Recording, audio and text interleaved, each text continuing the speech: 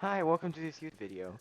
Today we're going to show the basics of Pvz Bfn Neighborville and what to do when starting the game for the first time.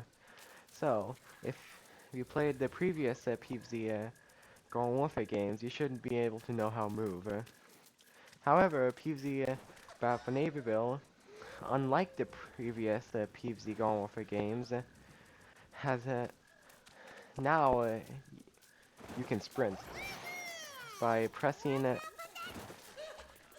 on if you're on Xbox, pressing it down the joystick with, on which you move, which allows you to move at double the movement speed. It makes getting around much easier. And on the right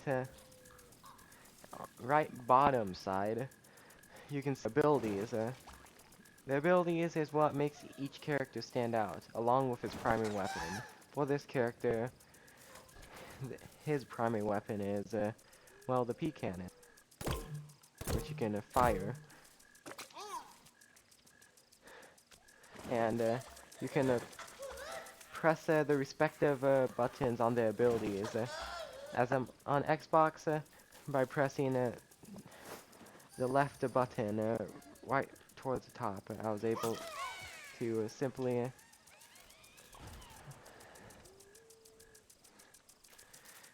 use my abilities. So if you're here to figure out what to do in the beginning, well, don't go straight to multiplayer. You'll be demolished. Instead, go explore one of those free roam region maps.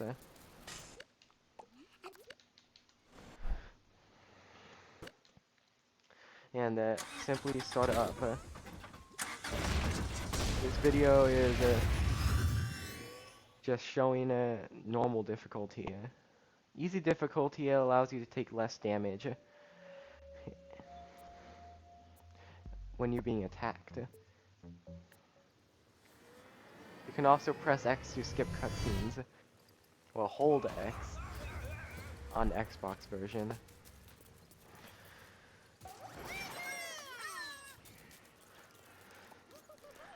So the first quest you should be able to do is, well, you should talk to this Sunflower. However, since I have already completed the quest is no longer available. It's actually the only quest that is only available once. I guess it's for storyline reasons. These booths will be available after you unlock, well, finish the other 3 story quests. As you see, there are, well, zombies. Some are ranged, some are mostly in melee. For ones with a TV on top, they're ranged. As you see, we have our own variations. With this wildflower being equal to the TV head, and well, the others not being close nearby.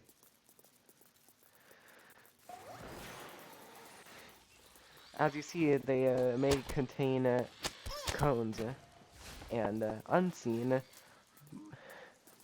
that they may contain buckets.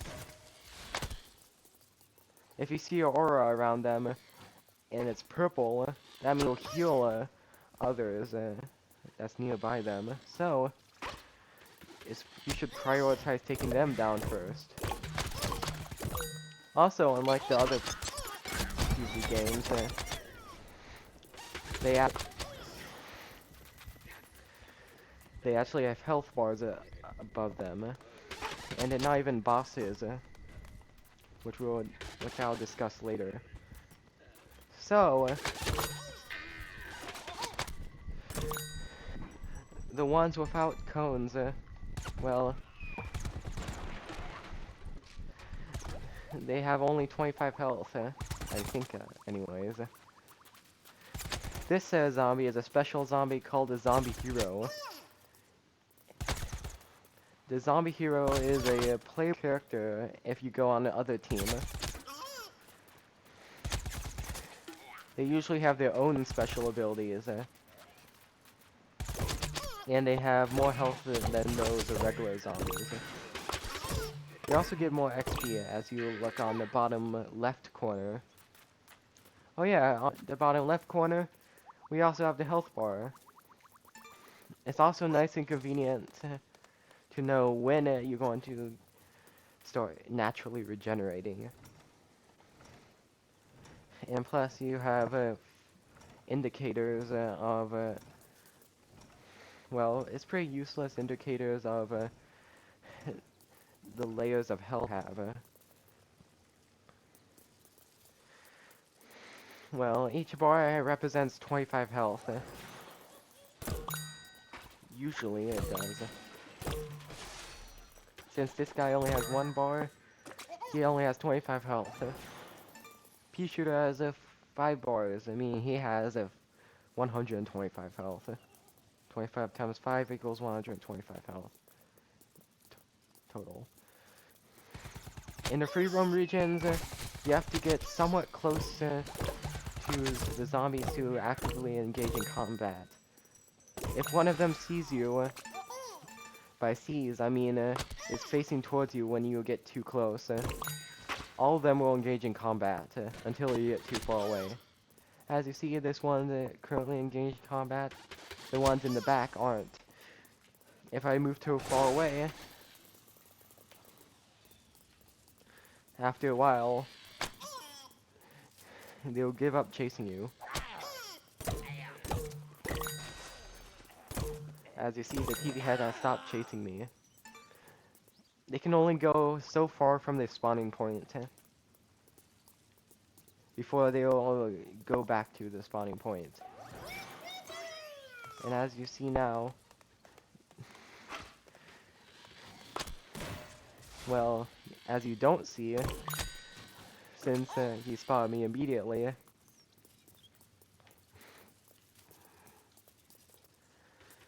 well, he no longer is engaged in combat.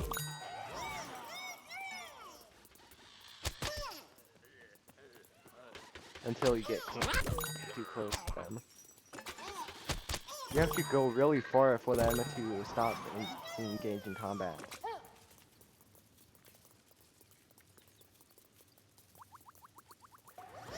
Upon, well, when the groups of zombies die, when you leave the area and go far enough, they'll respawn on their own. So that you have constant content that you can have. So this TV has no longer engaged combat, and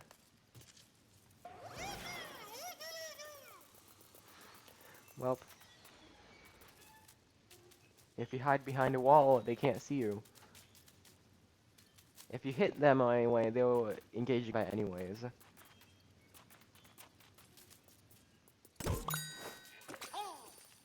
Oh, if you see a provoked enemy force, that means a bunch of zombies will spawn and go chase it after the area that you provoked them from. Usually consists of some zombies and a zombie hero. But in this case, literally a zombie hero. Oh.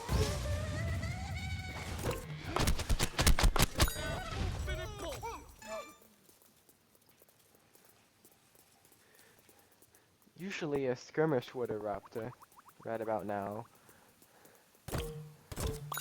A skirmish is where one of a stronger zombie will appear, which is a zombie champion, and they usually will carry customizations. You won't get the customizations when you defeat them, so you have to get the customization somewhere else. They usually will consist of either wear a costume or just some accessories.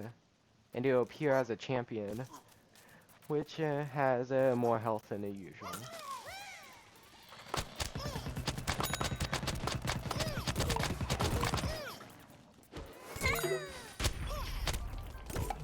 Oh, that now the skirmish has erupted. Oh yeah, while there's a skirmish nearby, plants will start spawning nearby. There will always be a flower. So this is the zombie champion after you defeat to start the battle.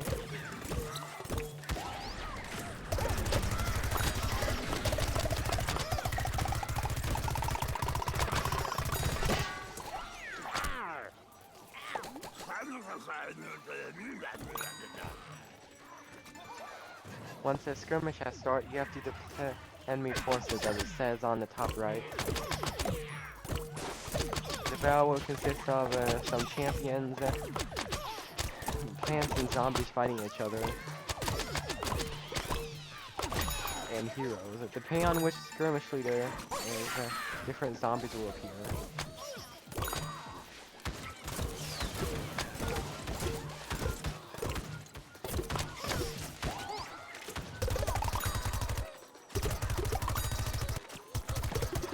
So it's pretty common for champion scientists to spawn.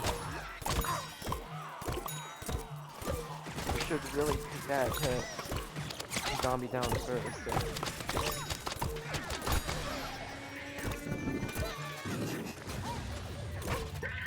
And also, exactly one zombie boss will spawn. Closer to the end of defeating their forces.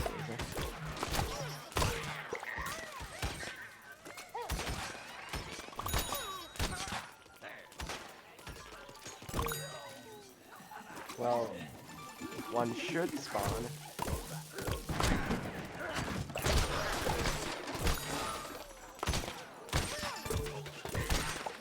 Once you deplete their forces, a champion, well, an elite zombie will spawn.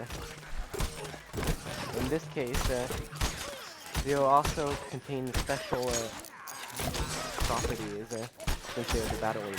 For this case, this champion is super fast. I guess like a shark.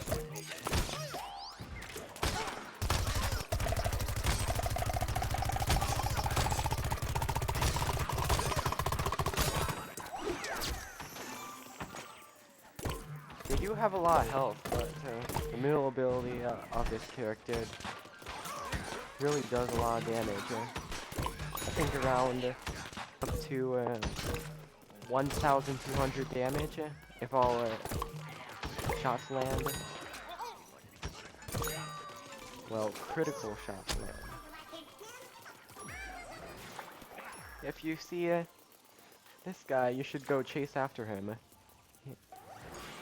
He was considered a zombie boss in the earlier games, but now it's just considered a regular zombie.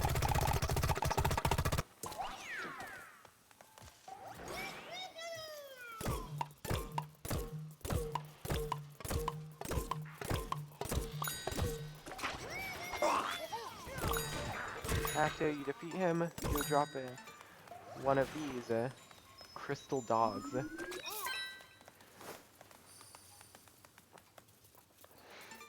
You lose the ability to sprint while holding them, and mostly they're for the well, right there. If you do get hit while carrying one of those, you will take a lot of damage, and plus natural regeneration is disabled.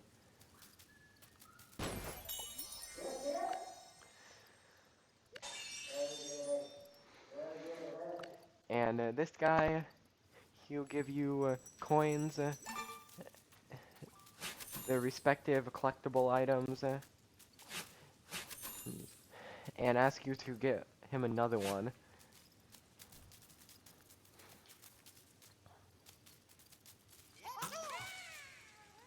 Because obviously you broke the last one.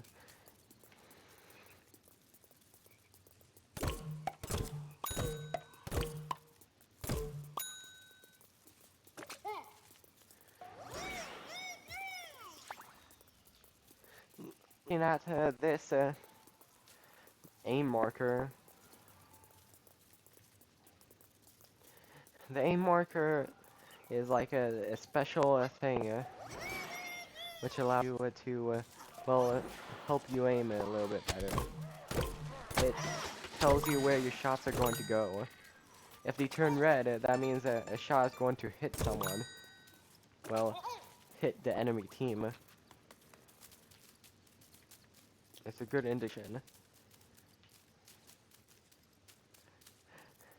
Well, hit almost everyone. These guys are invincible. But after completing the main 3 quests, you will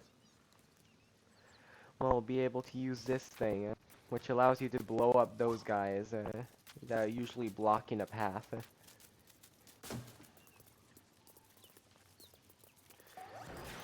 The main 3 quests,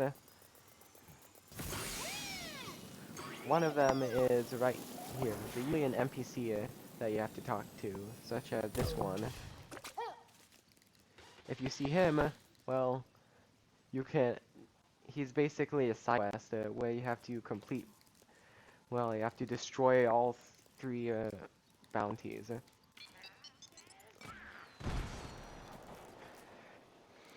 He will appear in all of the plant-sided free roam regions.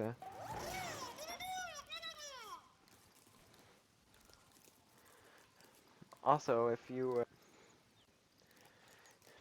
you can press the menu button, which whatever button that could be. Try out each button. See which of them gets you menu. Well, once you get there, you can have access to this map. Usually once you talk to, well, that sunflower called Major Sweetie, you unlock the location to 3 of those NPCs.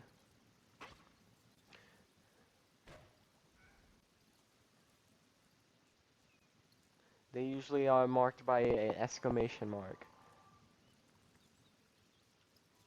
And plus, you can even simply set waypoint and you can follow it.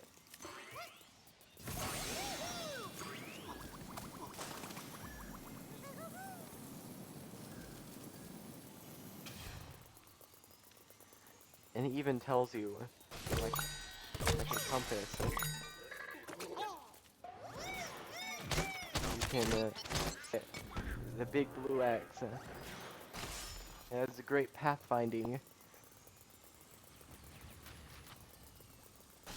And the distance is displayed. Not the walking distance or the running distance, it just displays the distance, how far you are from him. Even if you're completely blocked by obstacles, it'll still tell you how far it is. Even if you're on the right route, sometimes the distance counter will go a little bit higher. Because you have to get a little bit farther away from your target to actually go this correct route. Once you get close enough, it'll automatically stop tracking. It's pretty easy.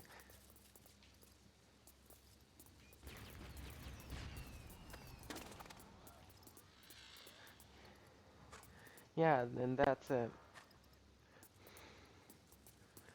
probably this entirety of this video. I hope you enjoyed this video, and I guess you could like and subscribe. Bye.